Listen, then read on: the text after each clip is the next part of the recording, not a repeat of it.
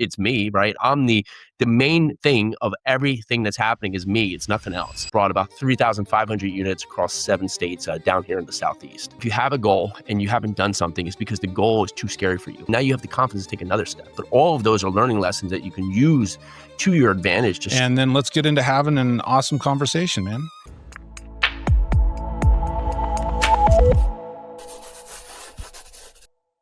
Today is no different. I have a very amazing guest, Jason Yarusi, who is a keynote speaker. He's a multifamily investor. He's an entrepreneur. He's a business coach. He is a leadership coach. He's a charismatic communicator on every stage that he graces, and he's going to be with us today on screen. Well, if you would, do me a favor and spend just a couple of minutes, give us the elevator pitch. Share what's your background in business, what's your background in leadership, so that the audience can get to know you a little bit. And then let's get into having an awesome conversation, man. Yeah, so you did a great job telling today, right? And many times we see it today, but we forget about all the steps, right? The steps, the missteps that it's taken to get here. So absolutely, going back, I'll take you back, right? So high school years, had some losses, right? So it was in my formative years, just faced some losses, some friends, and it really set the track for me. I was a shy kid. I always was shy, and I had my best friend and my girlfriend randomly at just random times throughout high school were killed. It just tragic events, car accident, a boating accident, and just had another friend commit suicide. I just felt really lost for a number of years. And I went to college again, just did not feel like I was like in my body, if that makes sense, right? And I just didn't feel like I had the confidence. It felt like a lot of things were outside of my control, which is the world, right? But many times, you can choose to say, well, I can't control it, so I just give up, right? And I was at that moment of just self-doubt for many years. So I got a business degree, specialized in finance in college, and had no motivation to do that. Left college with a lack of just direction and moved into New York City, just the world of the unknown, right? And just started doing odd jobs, right? I was working in bars, working in restaurants, and I just had all this up just this anger, frustration about just, in my life, my settings, right? Just blaming everything I could get my finger in front of, right? That was that fault, but nothing was my fault. It was everything else's fault of why I was here and not having potentially the success that mentally I thought I should have, but I wasn't taking the steps to actually have success. Well, lo and behold, one night I'm leaving, working at a bar. It's like 2, 3 in the morning, get on my bike, just mad at the universe, riding across Manhattan, heading down to my apartment. And out of nowhere, I get hit by a car. And I'm taken to the hospital and, banged up, got some stitches, got a pin in my wrist, broken bone in my shoulder, and, the whole thing, right? Well, I get out of the hospital and here I am going back to my apartment just now, less than 18 hours ago, I'm hit by a car, right? And all I can think about is like, oh, I got to get back to this job because I need to make money so I can, make rent, right? And I had this like crazy thought of like, okay, hold on. All I'm doing is complaining about where I am, complaining about my circumstance, complaining about my settings, right? I just, and here I am, I have this thing happen, right? Well, luckily I'm heading home at this time and not into the grave, right? And lo and behold, all I can think about is getting back to the place I don't want to be. And I'm sure people can think about that, right? Like many times in your life, like we're stuck in this pattern that's comfortable and we know it's not the best place, but it's rather to be uncomfortable in something we know than uncomfortable in something that it could be fearful, right? Or could create fear in our life. Well, I made a pact myself, like, okay, if I'm going to do this and just stay where I am, then I have to stop complaining and just be okay and just be like, all right, if I'm going to do chaotic things, I have to just continue to accept what's happening in my life. Or I can just try something different. But the key is where most get stuck is that you just don't know what to try, right? You're like, I don't know how to change what I'm doing. So I just started to do things that just made sense to me, like stop staying up late, stop, drinking at the end of the night, get up at a certain time, go and start reading books again, right? Go start to work out more, just start doing things that would create more positive action than negative. And it wasn't like overnight, but lo and behold, little by little, change after change, things started to grow, right? You started to get that snowball effect where I just started to have some momentum behind me because in pointing outwards, I was pointing at myself and saying like, it's me, right? I'm the main thing of everything that's happening is me. It's nothing else. And I went from working behind the bar. I opened a bar at one point, opened a restaurant, and I opened and sold a brewery before moving to New Jersey after Hurricane Sandy happened to help my dad with his small construction business that was dedicated for a lot of work that was really themed around houses that face some tragic event like a storm. So my brother moved out with me, my girlfriend and now my wife at the same time moved with me, and we really ramped that business up. We had about 25 times the revenue on that business. business just grew it tremendously. So it was a really good learning experience there. Helped dad get out of that business that had been tough on him for many years to retirement. And we started to move into the next phase of our life. And that was real estate, because at the time, everything, I was taking notes mentally that everything I was doing was transactional, right? I had to do something to get something. And there's nothing wrong with that. But if I ever wanted time back, at the time, Pili, my wife, was pregnant with our first child. And if there was 25 hours in the day, I would have used it, right? Just doing something, because we were so busy with every aspect of construction, or, all these things had to involve me, or there was no revenue. And I hadn't learned how to separate the two. So if I wasn't doing, there was nothing, right? So you take time off and it's a detriment to the business. Well, we kept asking the question in the real estate business, how can we find a way to just control the day and not feel out of control at all levels? Like now it wasn't personal anymore, it was business, right? Before I was out of control on the personal level, and now out of control on the business. And I came upon someone who was buying apartment communities, and I was like, that just stuck to me, because I understood how you could use a larger asset, right? Like I understood the difference in small restaurants and big restaurants, small bar, big bar, like it's the same processes, right? But you get more leverage the bigger you go, even though it seems more scary. Well, the model made sense for me. So I doubled down, learned everything I could, put the blinders on all forms of real estate, and dove in to just educate myself on the business of acquiring an apartment community. And we ended up putting that to work and brought a community in 2017. It was 94 units in Louisville, Kentucky, while living in New Jersey. And we started to really ramp that business up with all the lessons we learned from all the other businesses to grow that into a big business today, where we've brought about 3,500 units across 7 states down here in the Southeast. Dude, what a crazy background. What a crazy ride. I'm sitting here thinking, how quickly does all this happen? Because you're saying, okay, we're at high school, and here's one of the faux pas we fall into on the internet, right? People can be looking at Jason right now and they go, oh man, that dude, he's got apartment buildings and he's successful and he's doing all this stuff. Well, a minute ago, you're talking about, hey, here's how my high school went, and there were some tragedies, and then I made it through college. I'm just curious too. I wrote down a bunch of questions because I never know what direction I'm going to go. What did you go to college? What was like your major, or what were you attending for?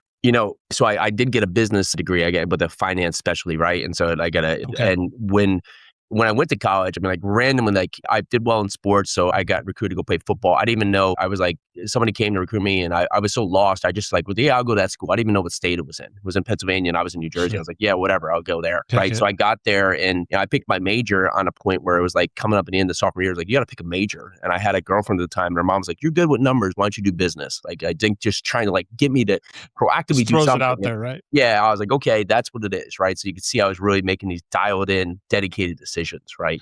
And so that was the level of rationale I was using at the time. So here's what I was going to say. The faux pas of the internet is like moments ago. And if someone tunes into you now, or they tune into it's that Live 100 podcast, right? And so they tune into Jason and they go, holy cow, this guy, because we all see that success on the outside. And most people that are in your position or my position, people that are in leadership roles, like we're not afraid to discuss like, hey, here's this real struggle that I had to overcome and so forth. But somebody can tune in and they hear that story from high school or college, and literally 2 minutes later, they're looking at, oh man, here's this, awesome speaker and leadership coach, and you've got all this stuff. And so there's so many steps in between. And as you're telling this, I'm thinking to myself, like, well, what's the time frame? Because you look very young, but the amount of time that goes through this is wild. So what is the time frame from you?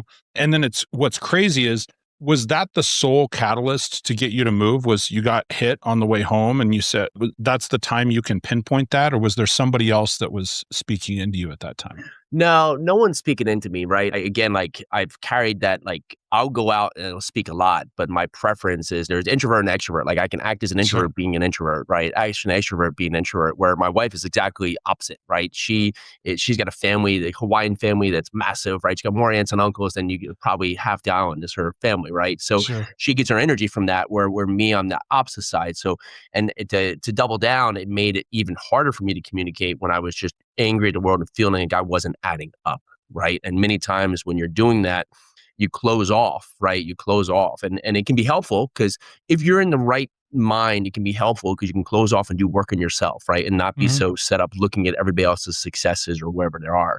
But there's a certain limitation to that, because, you come on a podcast like this, you listen to a podcast like this, you're learning how to jump forward across the steps of the trials and tribulations that others have faced without having to face them. And if I'm just closed off to the setting, I'm just going through the same difficulties that someone else is facing, right? And so when you look at, businesses, the more I started to open up and ask questions, right? Many times we don't want to ask the question for fear of looking silly, right? Or looking Sure. dumb. And so, but as soon as you get out of the way and just understand that these other people are here, they're already one step ahead of me or 5 steps ahead of me. Why don't I just ask the question? And that's been the shortcut, for growing the apartment community business, right? And the acquisition business. And really at a tremendous level is because I put people around me that were doing it Mhm. successfully. I said, how did you do that? And it's usually those small little steps that give you the confidence because, we want to have the $1 million or run the marathon without actually doing the steps throughout. Right. And so when you look at it and say, that is scary. I don't know how I'll ever do it. You don't start. But when you actually look at it and say the first step is where all of the information comes from, right? Because you'll either get it that I take a step and it was absolutely the wrong way. Okay, I've Mhm. learned a lesson. Don't do that again. Or I take a step and it's like it kind of feels okay, but it's not great. Well, what can I learn from that? Who can help me get feedback to get online? Or you take a step and it's the right way. Now you have the confidence to take another step. But all of those are learning lessons that you can use to your advantage to start gaining traction in your life. That's really, really powerful. And I want to expand on that because there's a few things that I keyed in on. And I think it's important, especially if people are listening to the show, if you're listening on, Spotify later or whether you're watching, I would write that question down and I put it in the comments as well. How did you do that? I think that so often people, as we move through business, we move through being an entrepreneur, we get, you get good at something. It could be good at working in bars. You could get good at being a bartender and then you get promoted on and so forth. Or you get good, like my background is sales, you get good as sales. And then what they do is they promote you to a sales manager, right? They go, oh, well, you must do that. So here, we're going to do this. And because then at that point, we're sort of quote unquote expected to have it all figured out, we put on this shield, we put on this facade a little bit that it's like, well, I already have to have this figured out. And that's such a powerful question that you shared. And it's so simple is you just have to look at the people that came before you and say, hey, how did you do that? Yeah. And then you really be prepared to listen, right? Like take notes and write that stuff down. Because one of the other things that I heard you say when you were like, hey, I left the bar business or the bar scene, restaurant scene sort of to open your own restaurant. And again, you can say that swiftly in one breath right now, right? Oh, hey, I left this and I went and opened a restaurant. It's like, yeah, piece of cake as we're sitting watching. But what was the time frame, let me ask you, between working for someone and then going to start that restaurant and then, later selling the restaurant? What was Yeah. the time frame in there? And sort of what So was the first step, the catalyst to say, hey, I'm going to go open this and do my own thing? Yeah, so it was between 2007 and 2009. We were doing that Okay. transition between the restaurant and the brewery, right? And so we were doing a Okay. lot of things that proactively I didn't know was readying me for that, right? So I was running a very successful outdoor bar in New York City. Started the brewery. It took us almost 2 years to get approved because breweries were just on the uprise and approvals. I don't think they had approved a New York City brewery since like Prohibition. So they were like, we don't know how to do this. So it would take forever, right? So we had an ABC lawyer that helped us to get across the finish line in that. But when we got out of the gate, we were able to utilize the bar that was very big to honestly put our beer up. And it was like free marketing, right? So it was free research and free marketing to see what was working, what was selling, right? And how it could adapt to the city. So that helped us on that front. And then the restaurant had, my partner was working at a really, so there's St. Mark's. It was a really popular sushi restaurant on that street. And so those owners had that and they had another one. And so we just leveraged what they were doing on that concept to open up our not the same business, but a like kind concept in another neighborhood, right? To use that model, right? So we were many times like, we're like, man, I just gotta figure it all out and like come up with this great idea. And you see all these things and like, sure, you can do that. Like you can, create the next, Uber, right? Sure, Sure. you can do that. You can figure out that model, but you can also literally just say, well, someone created that business. So why can't I create that same business model here in my city or in this part and just replicate the model by using the practices, right? Like even in like with a business I do, I didn't recreate the wheel. I literally said like, what were they doing? What were they doing successfully? Like, let's use those components to understand how to identify a market to invest, how to underwrite a business, a building, right? How to team and put together the team for the building, how to do the closing process, how to manage the building, right? These were not new concepts, right? I look to take the existing concept and build to it, add levels that will optimize it, but I'm not recreating the model. And many times we get stuck because we think we have to come up with this new brass idea of just something that's completely foreign to anything that's been successful. But you can win in 10 different ways. And why not make the easy shortcut of just saying, oh, this other person's doing it. I can do that business because it leverages some of my strengths. And then that gets back to really looking at yourself and being honest with yourself. What are my strengths, right? Am I good at talking to people? Am I good at sales, right? Am I good with numbers, right? Am I good at marketing? Like, where can I be a benefit to this business? And then that showcases, what are you missing, right? If you're great at the Sure. back end, great at the numbers, great at all the other parts, but you're not good at talking to people and you really don't like that, sometimes we'll push ourselves to have to do that, where you could literally find someone who is just great. Like, they'll talk all day and they'll help sell the business, but then you will do the other side that will be the analysis side while they do the front side, the face side. I think it's perfect. I love the fact that you're saying you can win 10 different ways. I think it's easy to fall into the trap so often where people say, well, this is my goal. That's my end game. So this is where I'm headed. And so we're headed in this straight line, or we think, right? You've seen those memes where it says what people think success looks like is this way, and what it actually looks like is all Yeah, over the 100%. place. Yeah. So, when you're going after something like that and you say, okay, well, I can win in 10 different ways. I want you to think back for a second, because I'm curious, moving, from the restaurant, you said then you helped your dad with the construction business, 25x'd it and so forth. You moved into keynote speaking and running a podcast and doing these things. When you're starting something new as an entrepreneur, automatically you're the leader of that thing that you're doing. And I'm curious, because you're saying, hey, I'm okay asking the question, like, how did you do that? And I followed the people. Can you think about what are the steps? What are 2 or 3 either people specifically that hey, I went to this person, or what are 2 or 3 methods like books or internet or YouTube, or what, when you get that itch, because you sound a little bit like a serial entrepreneur to me, when you get that itch and you go, hey, we're going to go, what are the first phases that you research to learn that to help move yourself forward? So on a personal level, the Mm-hmm. thing to do is it's put on the blinders. And that's the hardest thing to do because, before, you get back in the 90s and where you just didn't have this access to information, you have an idea and you don't have all these other ideas coming at you left, right, forwards, backwards. Today, you have an idea. And by the time you think through the idea, you've been hit with 56 alerts of just all the next great idea of what you should do and what everybody else is doing in this world. And your mind goes on a crazy mode of just exploring all these different ideas, right? But you can't get anywhere doing all of these ideas. So if you have an idea in mind, right? So for me, when we were doing various forms of real estate and when we came upon the apartment syndication model, I literally put blinders on. I put blinders on, wouldn't look at anything else. I started to listen to podcasts that were strictly dedicated to the model that I was looking to replicate, to the business that I was looking to do. I started to go and meet people, right? Look for people in my area. I was in New Jersey at the time. I started to research people. I was finding people that were a mile away from me that had owned thousands of units, across the country. And I would just say, hey, listen, this is what I'm trying to do. Can I just come talk to you, right? So I just started to really put the blinders on to make sure that everything I was focused on was this, because it fast tracks 2 things. Either fast tracks something that gives you energy and pushes you forward, or you find out very quickly it's not for you. Because where we do is we usually tread water for many years saying, I think this is kind of a good idea, but you have no research and no backing to actually say, okay, it is or it isn't, because you don't commit to anything. But if you put it on and commit to it, right, you'll find out very quickly if it feels right, if you think it has viability, right? And then within that, you want to make sure there's a market for it, right? So, very simply, real estate, right? People are always going to need a place to live.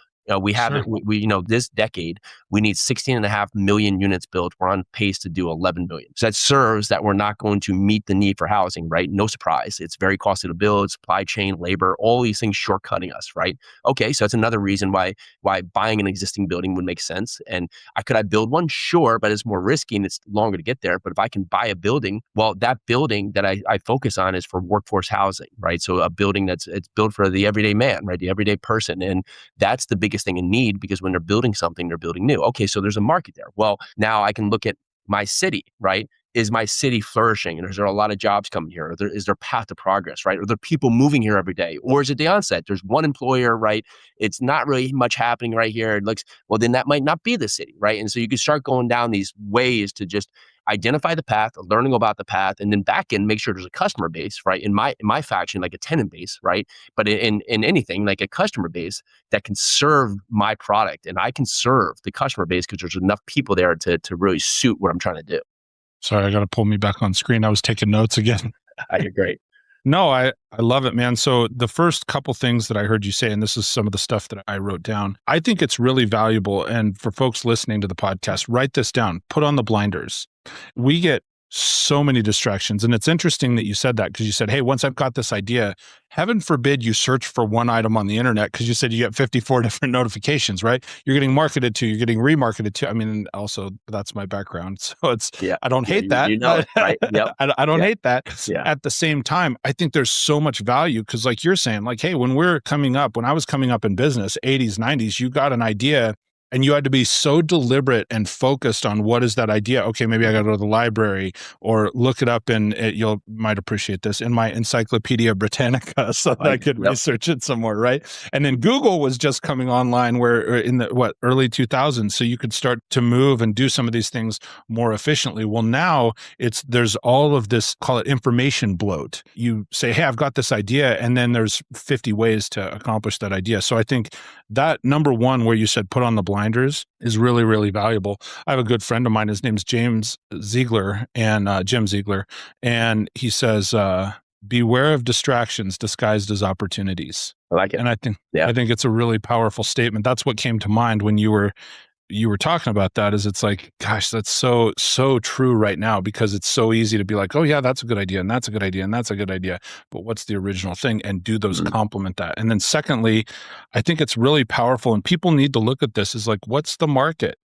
What is the actual market like? What are the market conditions where you want to set that up, and so forth? So I think that's really powerful for you to bring that up. One thing I've heard you say, or I've taken sort of in between you speaking, is a lot of these times that you're making changes, both personally or professionally, you're the one that's the catalyst. And something I didn't say at the beginning, and you haven't brought up, you're an ultra runner as well. Is that correct? That's correct. Yep. Okay. Yeah.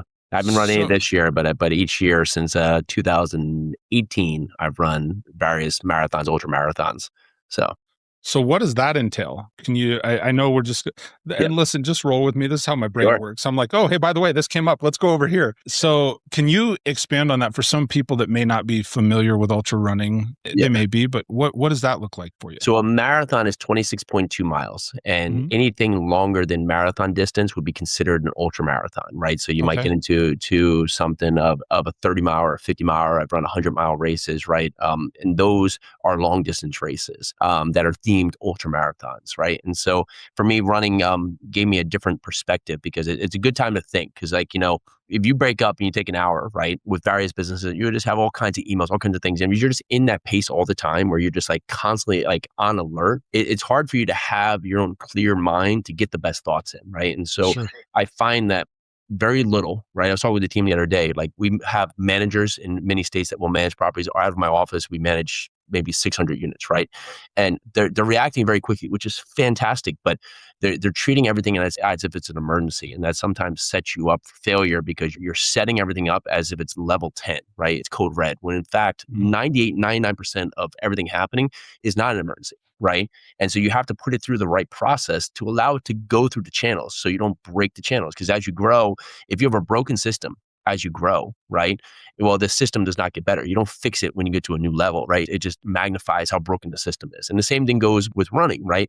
If I'm going to do a long distance race, 100-mile, and I go out of the gate and I'm running, trying to run a 5-minute mile, right? Well, that 100 miles can be hard to get to, right? Because now I've just beat myself up by to get there, right? So they say the first 50 miles is your legs, the last 50 miles is your mind. And so you have to look at it of finding a pace, but then just like a goal, right? If I was to look at 100 miles and that's my goal, my mind would be like, oh, there's no way you're going to be able to do that, right? And that's like usually with people's goals, they haven't done something. So their mind is the first thing that shuts them off. It says, no way, can't do it. So I might as well give up now, right? But if you say, okay, I started to treat my first 100-mile race of just doing it in a series of tasks that I could complete. Because I was like, I had no idea how to train for this race, right? I don't know. I didn't, I was brazen it to look. I don't look up at like the course online. So I just said, okay, I don't know how to train for this. So I'm just going to run 6 miles every day.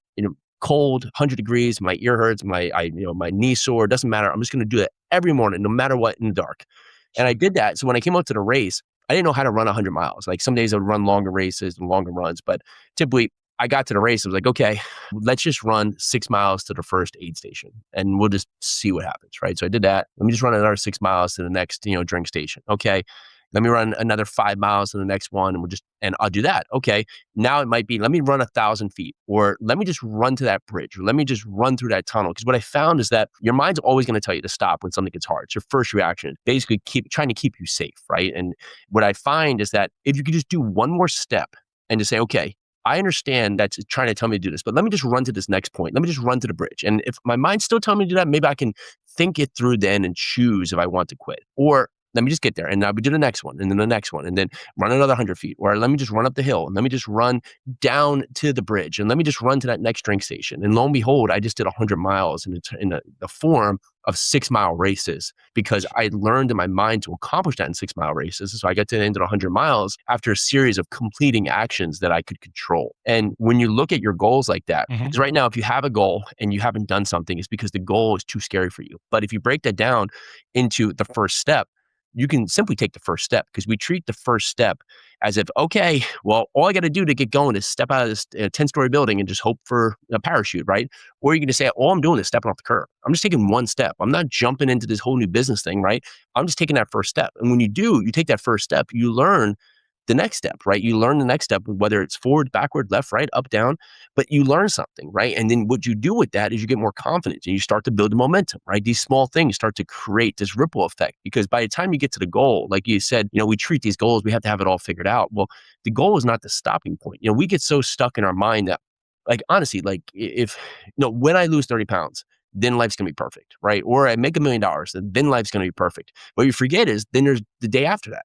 And now how you have to live as that person, right? You got to be that person now going forward. Like, who are you as that person who's lost that weight or has gotten into shape or who's made $1 million or starting a business? Like, who are you at that point? And that's the true definition of you discovering yourself.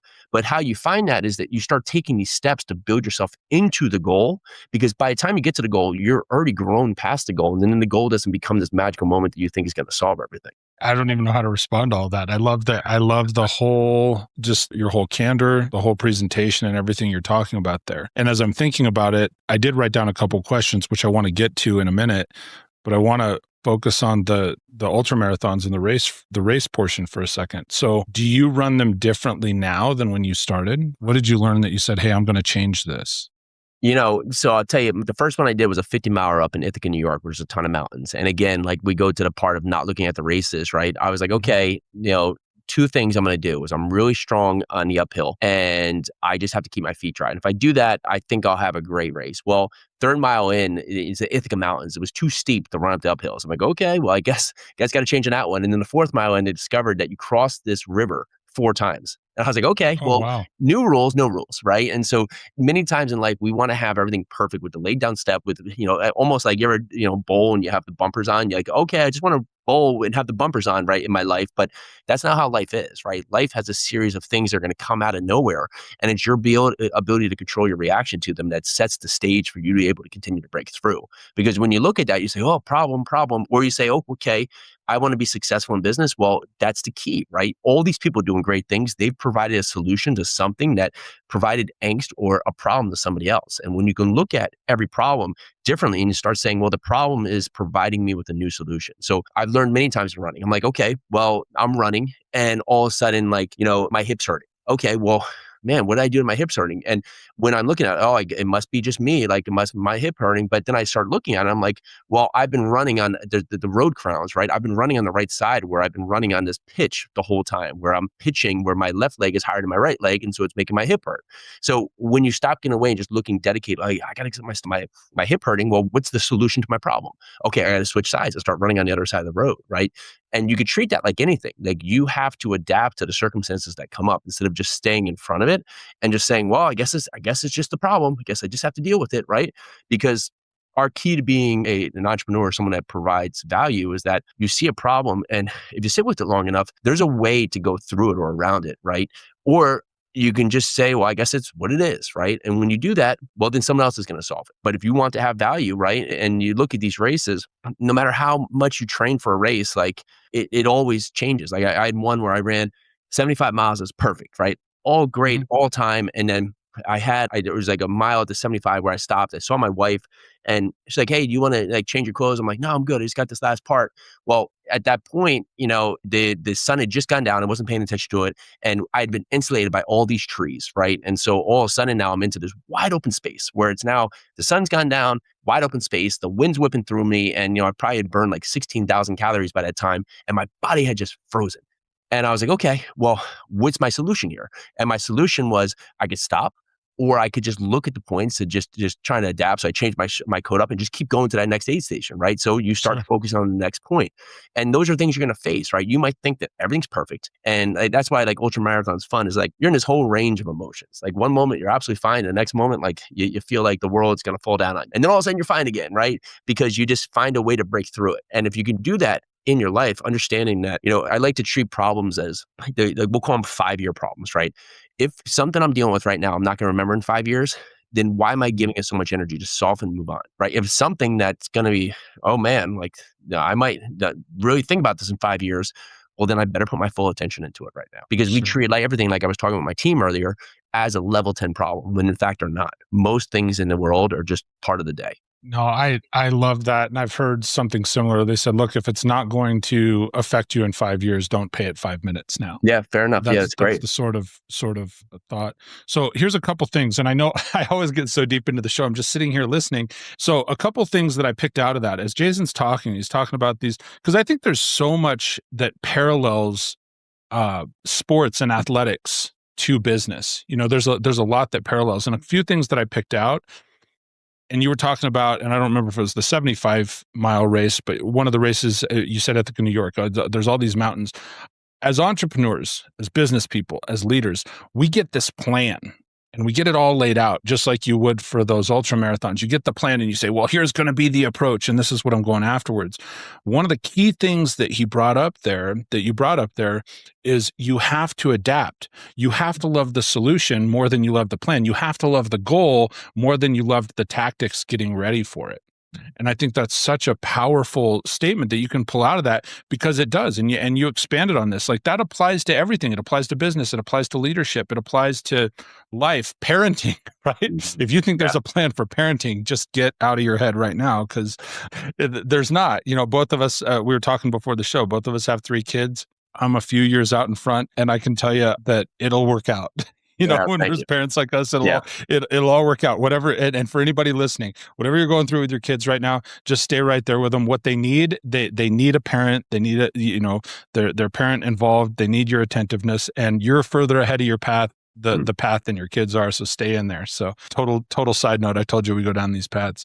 You had commented you've met with your team and your managers and your leaders in your organization. You have people all over the place. How do you, or what do you do when you're bringing people into your organization to train them for those leadership and management roles? Do you have you have a training module and set up yourself? Do you have them attend specific classes, or what's your approach there to get them equipped? Yeah, so within the business, we have trainers, right, that will put them through. And what I found is 2 parts, is that I'm bringing you on to do a great job, right? I'm bringing you on because of your skill set and because of just the great person you are, right? So what I used to do is I used to task you to death. And then what I found is that only creates someone who just needs the next task from me. And I limit your ability to go out there and perform, because you constantly have to question the next thought to make sure that fits in line with my task. And you might not even understand the goal, so you're less committed to that.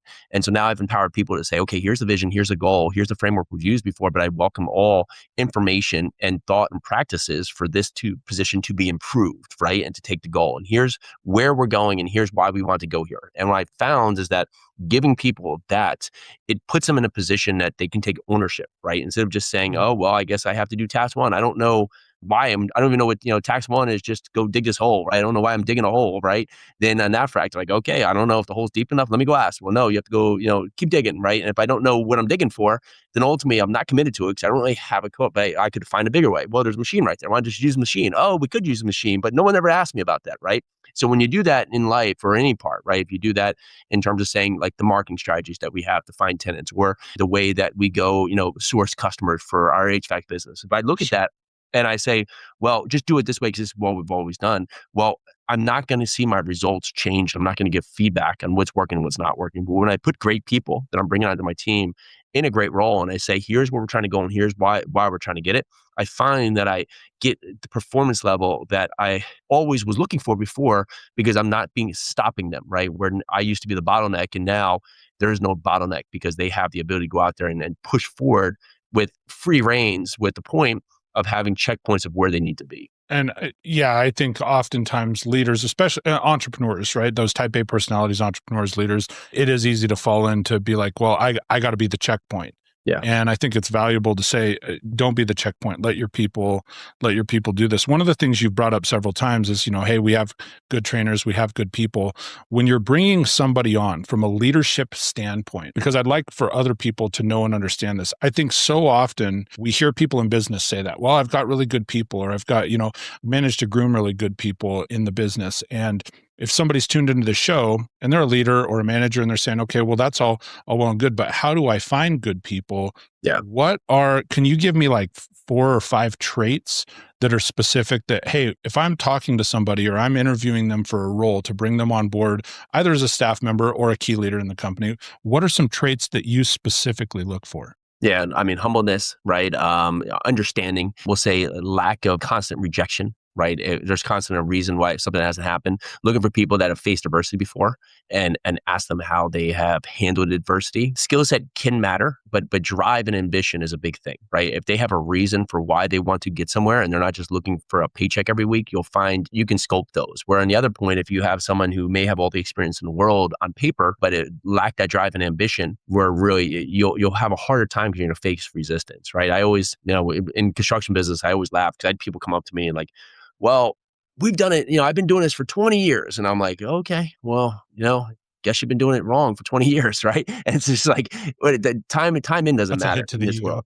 Right. I'm just sitting there like, we would do really complicated construction projects with my dad. And I'm sitting there like, that's okay, man. I get it. I'm half your age and that's fine, but doing it wrong and for a long time doesn't make it right. And many times if you can be open to a point, like, listen, we can do it your way and it's going to be wrong. And it's going to be 10 times harder. Right. It's like, there's a door right here, but there's a wall and you're trying to break through the wall because you've always broken through the wall, or you can just open the door. Like, what do you want to do? Right. Oh, you've always broken through the wall. Well, we could just open the door. Oh, you've always broken through the wall. Okay. Well, then, all right, break through the wall. I'm going to make sure and credit you with that quote because that's strong. That's doing it wrong for a long time doesn't make it right. That's so powerful. So the things that I heard you say, I said, hey, what traits are you looking for? People that are humble, people that have a good understanding, that they know how to face adversity. They've faced it before. You said drive and ambition. I think it is important too. I agree with you. For us, we always look for traits like this. When I'm looking to hire someone, it's more important to have the character and the drive and ambition because you can train skills. Correct. Right? I think that's a very, very strong statement. Yeah, So willingness to learn is very important, right? Yeah, absolutely. Yeah. I think that it's so funny because you get through, or I go through some of these conversations and you get through this and we could ask, 100 strong business leaders and entrepreneurs and, hey, what are these 3 traits or what are these 5 traits? And you'll have, 1, 2, or 3 that'll consistently overlap. For the people that are really good in leadership, that'll consistently overlap. And then the question becomes, well, like, which is the most important? And it's like, well, some of that depends on the business, maybe where the business is at, where your team is at as a leader and so forth. But I would say, definitely top 1, 2, or 3 is always going to be willingness to learn because people can move from where they're at to somewhere else. One other question I have for you kind of as we're coming down the pipe here. So who are the people now? So if somebody's listening to this show or watching this show, they go, man, we've talked about a broad scope of stuff. The ultra running thing has always been fascinating to me because in my mind, I think, oh my gosh, I could never do that. And I hate to say that, but I'm just saying it how it is, Jason, right? But you go through and like you've got all these awesome business experiences, the entrepreneurial pieces of it. You have the investment piece, you do the ultra running. So people look at it and go, man, you're just a very driven, successful individual. Who are the people now that you look to that influence you? Is there specific people or are there specific people or are there traits you look for to take from each individual? Who influences Jason Yarusi? I'd say my wife is top of the list, right? She, having a great partner in your life speaks just levels that you can't understand until you have that great partner, right? She's been my partner in business many times. Like she's in the day to day, she's on house family. She doesn't come into business when she here. She's a good, we'll say, lighthouse, right? She's a good reasoning fashion. Where a simple part, one question she'll ask me is that, do we need to do that? Right. And that's a very good level for business, right? Like, well, it makes you stop when you're on a fast pace and say, well, actually, no, we don't. Right. Or this is why. Right. But you can create a rationale in your head when sometimes you're so focused on just going and driving ahead that you're jumping steps that don't need to be jumped. That'd be one. I had working at that outdoor bar, I had an owner, he passed away now, but Guy was just crazy interesting. He would just do things. It became the biggest outdoor bar in New York City. He built over the winter one time. It was only open in the summer. A big roof deck, right, in New York City. Okay. I out on a barge without any permits, without anything, right. And then, but had become such a staple in the community. By the next season when it opened, because he was out there, they couldn't make him take it down, because it had become this big thing. And he was like, well, I've always on the premise of do now and ask permission later. I was like, well, that's just such an interesting concept, because I had never heard that part. It was always permission first. And sometimes you're asking permission to the wrong person, and you're going to get a no because you're asking the wrong person.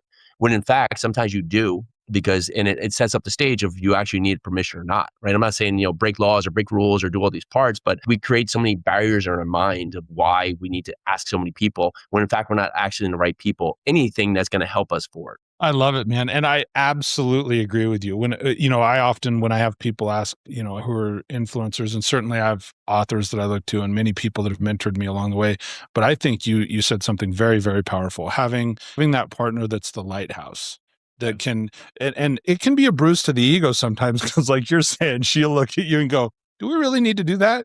And if it's your own idea, you're like, yeah, of course we do. Are you kidding me? We need to do that. And she's like, So like, I can hear that. I can hear my wife saying the same thing, right? So I think that's so powerful. The other thing that I think for people that are in business like that, Jason, and you could comment on this, having that strong partner is they're the person that is behind you, pushing you forward, reminding you, maybe they're driving for a minute, reminding you that you can. Correct. So I couldn't say it better, right? It's a person that's outside of your own head, giving you the support that sometimes they don't even know what they're supporting, but they're just giving you the support. Well, and I think too, they know who you are as a person. And they so often, we say it in business, we say it when I coached you sports for years. And so often you'll look and go, oh, well, people on the outside, they can see more potential in you and they can see more in you than you can. When you get into those real, genuine, deep relationships like that, it's so true, man. It is so true. Like there are people that they see right past the barriers that you've got the barrier right here in front of you, and they're far enough, maybe to the back or to the side. Like you were talking earlier, you said, hey, if you've got this barrier, there's always a way to go, over, around. Sometimes they're the one in the back going, well, hey, what if you just built this? You can go up and over. You're like, oh, true. Yeah. But you're standing this close to the wall, staring at it. They got to have that perspective to have your back.